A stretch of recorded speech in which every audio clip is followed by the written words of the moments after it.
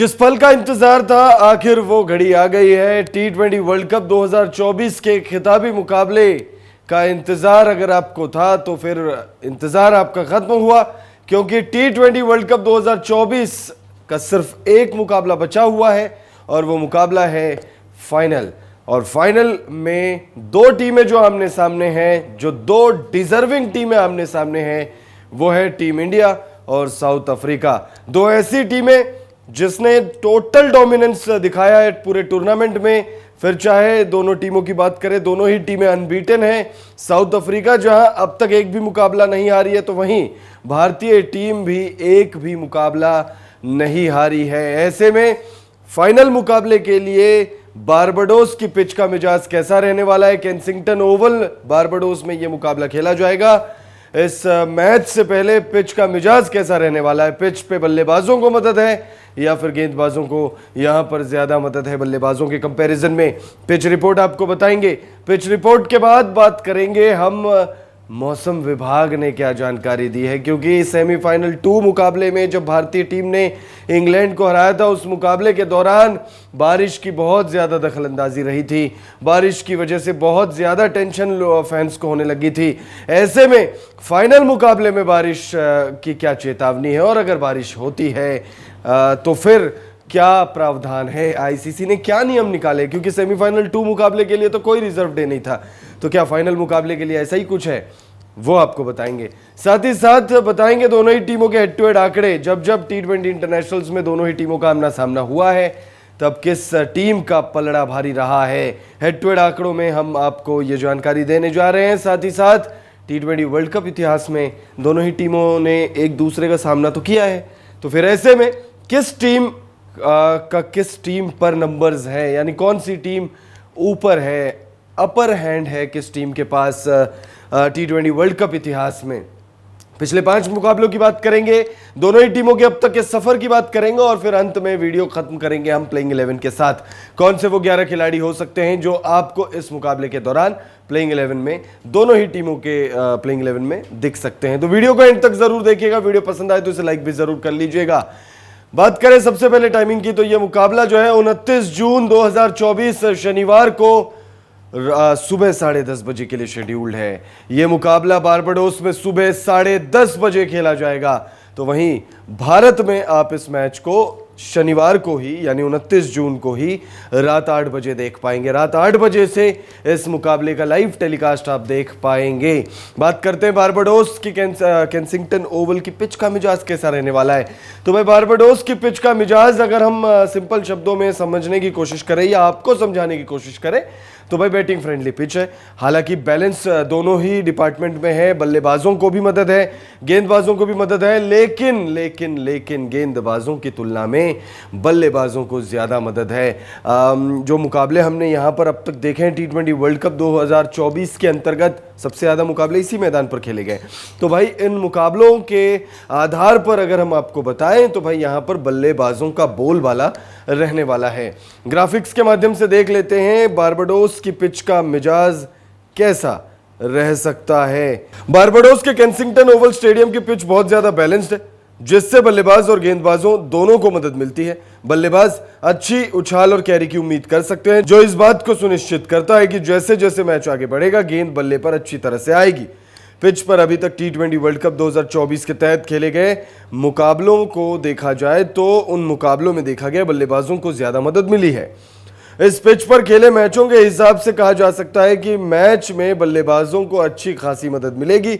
इस पिच पर खेले गए पिछले मैचों को आधार बनाकर देखें तो टॉस जीतकर पहले गेंदबाजी करने का फैसला बिल्कुल सही फैसला साबित हो सकता है। बारबाडोस की वेदर को लेकर क्या जानकारी है, अब ये बड़ा सवाल है, क्योंकि लगातार जो है हम T20 वर्ल्ड कप 2024 के दौरान देख रहे हैं कि भाई बारिश की चेतावनी जो है वो जारी की जाती रही है। बारिश की दखलंदाजी जो है वो रही है। सेमीफाइनल 2 मुकाबले में भी, जो लेटेस्ट मुकाबला खेला गया, उसमें भी बारिश की चेतावनी जारी की गई थी और बारिश की वजह से बहुत ज़्यादा परेशानी हुई है दोनों टीमों को। अब ऐसे में इस मुकाबले के लिए क्या चेतावनी जारी की है, तो आपको बता दें मौसम विभाग ने इस मुकाबले के लिए 80% बारिश की संभावना जताई है। 80%। और सबसे बड़ी बात यह है कि अगले बुधवार तक यहां पर बारिश की भारी चेतावनी जारी की गई है। और ये जो चेतावनी है ये पिछले कुछ दिनों से जारी की गई है, यानी पिछले कुछ वक्त से बारबाडोस में लगातार बारिश हो रही है और फाइनल मुकाबले के लिए भी बारिश की चेतावनी जारी की है। अब ऐसे में बड़ा सवाल यह है कि अगर बारिश की वजह से मैच रद्द होता है, तो अगर 29 जून को मैच नहीं पूरा हो पाता है तो फिर आईसीसी के नियम क्या है। तो आपको बता दें 30 तारीख को मुकाबला जो है रिजर्व डे के दिन खेला जाएगा। तो यानी आप निश्चिंत हो जाइए, 2 दिन है हमारे पास, फाइनल विजेता जो है वो घोषित करने के लिए 2 दिनों का वक्त है। तो ऐसे में अब सेमीफाइनल 2 की तरह ऐसा नहीं है कि भाई रिजर्व डे नहीं है, यहाँ पर रिजर्व डे है फाइनल मुकाबले के लिए। 30 जून को रिजर्व डे रखा गया है T20 वर्ल्ड कप 2024 के लिए। अब ग्राफिक्स के माध्यम से आपको बारबाडोस में मौसम विभाग ने जो अपडेट दिया है वो बता देते हैं।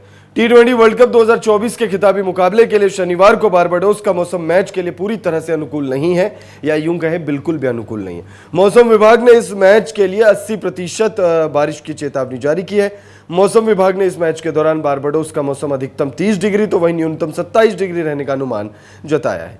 मौसम विभाग ने इन सब के अलावा 81% ह्यूमिडिटी का भी अनुमान जो है वो जताया है। अब हेड टू हेड आंकड़े देख लेते हैं।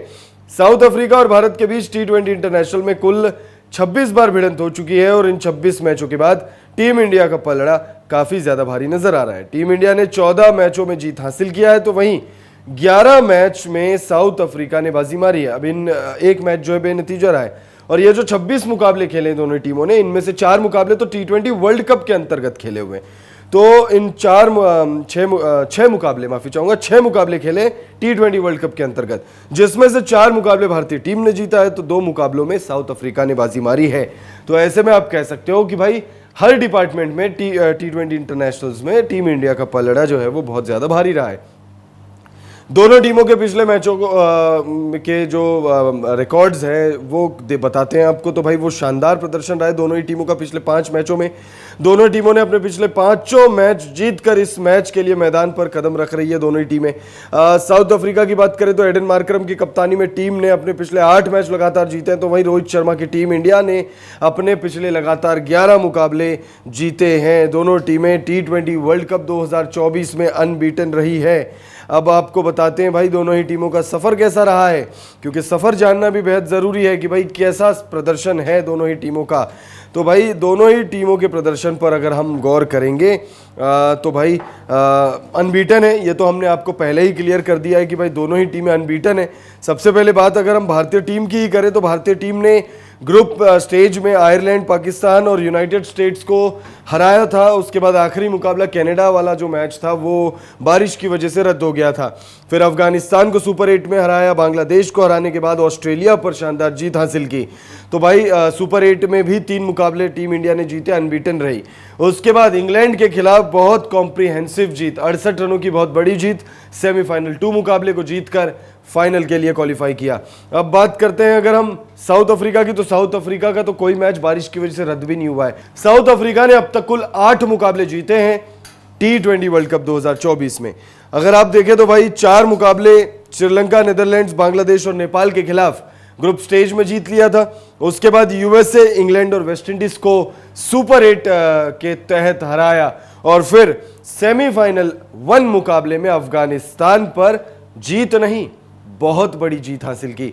9 विकेटों से बहुत बड़ी और बहुत कॉम्प्रिहेंसिव जीत जो है वो हासिल की साउथ अफ्रीका ने, और इस मुकाबले को जीतकर फाइनल मुकाबले के लिए अपनी टिकट जो है वो कटवा ली। अब दोनों ही टीमों की संभावित प्लेइंग 11 आपको बताते हैं कि क्या संभावित प्लेइंग 11 रह सकती है। साउथ अफ्रीका की संभावित प्लेइंग 11 में आपको रीजा हेंड्रिक्स और क्विंटन डिकॉक दिखेंगे, दोनों ओपनर्स। एडन मार्करम की कप्तानी में साउथ अफ्रीका ने शानदार प्रदर्शन किया है और उससे कमतर की उम्मीद टीम को होगी भी नहीं फाइनल मुकाबले में। Heinrich Klaasen, Tristan Stubbs, David Miller और मार्को येंसन, टीम के पास फिनिशर्स की भी कोई कमी नहीं है। मार्को येंसन इकलौते इस टीम के ऑलराउंडर है। स्क्वाड में ही सिर्फ एक ऑलराउंडर के साथ साउथ अफ्रीकी टीम गई थी। एनरिक नोकिया, कगिसो रबाडा, ओटानिल बाटमैन और केशव महाराज आपको प्रॉपर ये बॉलर्स दिखेंगे।